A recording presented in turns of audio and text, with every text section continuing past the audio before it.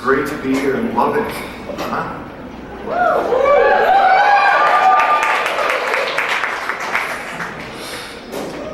We were in Houston, Texas last night. I made the trek, and I don't want you to think that we somehow just stumbled upon Lubbock. I don't know if you can really stumble upon it, but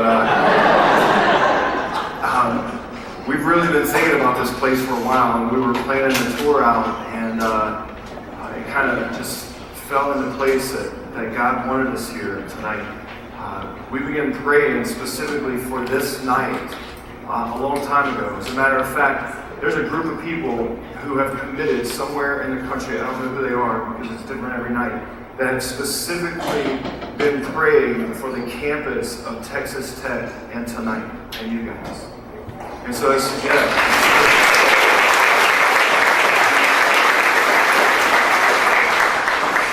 So as we're rolling in, we just know that God's already begun something and has been moving in some way, and we just sort of are here to be a part of what you guys are praying about and have been praying about.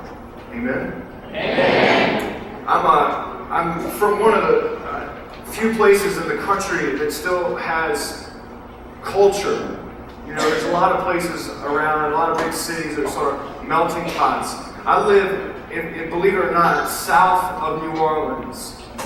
Literally in the middle of nowhere. I mean, if you think Lubbock's in the middle of nowhere, you guys at least have people here. I live in the middle of nowhere with no people. Out in the middle of nowhere. And but the cool thing about living there, other than you can't find me,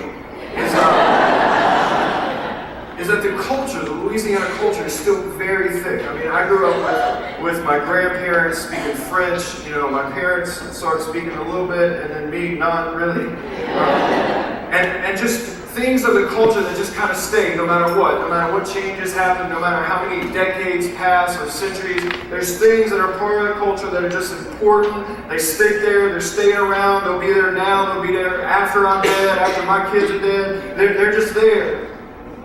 I mean, there's certain things like food. You know, in my family can get in a big fight, and then we just all look at each other like, let's just cook something. You know, like there's nothing like just jambalaya, and etouffee, and gumbo, shrimp creole, fried alligator. Tastes like chicken. I mean, there's certain holidays that are important, certain just places that are important. Or we have this thing called Mardi Gras. I mean, no matter what happens, it's there every year. And I don't know who thought about it. Some guys were sitting around, or girls, I don't know, or both. They're like, hey, guess what? I'm like, what? Ash Wednesday and Lent starts tomorrow. Let's just throw a big honking party. Okay, what do you want to do? Well, we're going to build like 2-story floats, and we're going to stack it with a bunch of booze and a whole bunch of beads. And we're going to take our shirts off. And we're going to drive down the streets, and we're going to just throw it off, the floats. And we're going to prepare for Lent.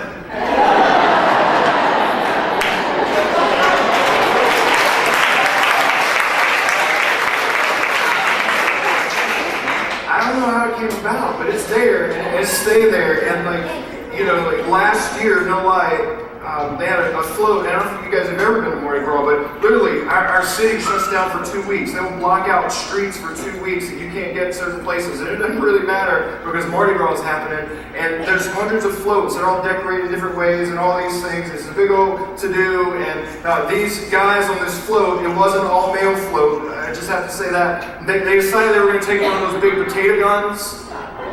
You guys have ever seen those? They kind of launch those potatoes back in the day. And anyway, they were going to shove it with beads.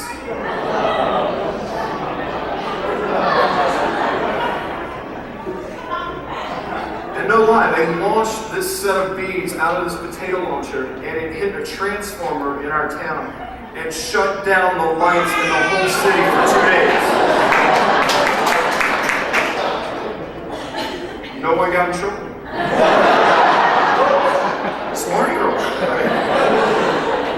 everybody was fine with it because it was Mardi Gras and it's important and it's going to stay there. Whether you like it or not, you think it's good, it's bad, it doesn't really matter what anybody thinks. It is important. It's kind of this sacred holiday. There's certain things in a culture that just kind of stay the way they are and they're just important. I mean, there's things in Texas. I mean, Texas in itself is just sacred, right?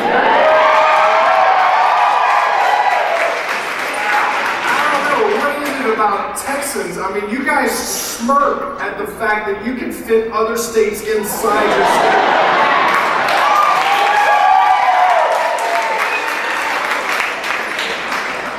And that's funny to you. You know, and Texas just kind of just has this pride and this sacredness about it. You know, big trucks, you know, big things, everything's big, you know. You know, when you're coming out of Louisiana into Texas, you guys flaunt it because the first sign you see, no lie, on I-10 is this big old sign that says El Paso, 989 miles.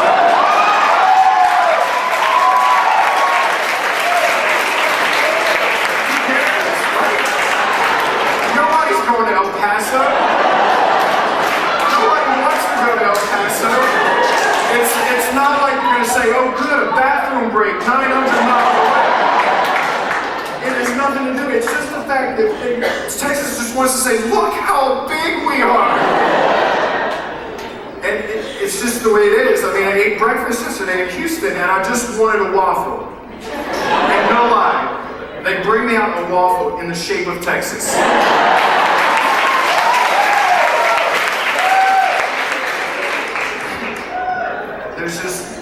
There is a sacredness about this place. Whether you want it or not, it's important. You guys think it's important. Some of you guys probably in here have bed sheets in the state flag, you know, waving it from your trucks. It's just what it is. And I can remember, you know, certain cool like things that we did as a kid. A great weekend for me. Kind of this memories that I have that are just really important for me. Growing up, a good weekend was with my grandparents. We'd load up in their RV, we'd pack in for the weekend, and on Saturday we'd drive to Baton Rouge, and we'd go to an LSU college football game with 100,000 people screaming and hollering, doing a whole bunch of other different things. It was great. It was a moment, and then we'd load back up, and we would drive to New Orleans the next day and go to a New Orleans Saints football game, and that was a great weekend. I'm not sure where church fit in there. But we prayed that they would win.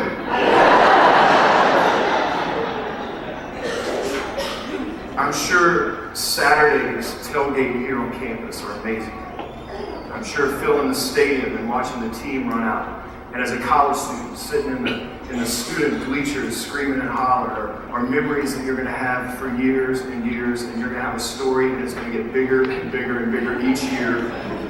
There's certain memories and moments that are very important. Certain things in your life and in my life that are just steady, they're sacred things.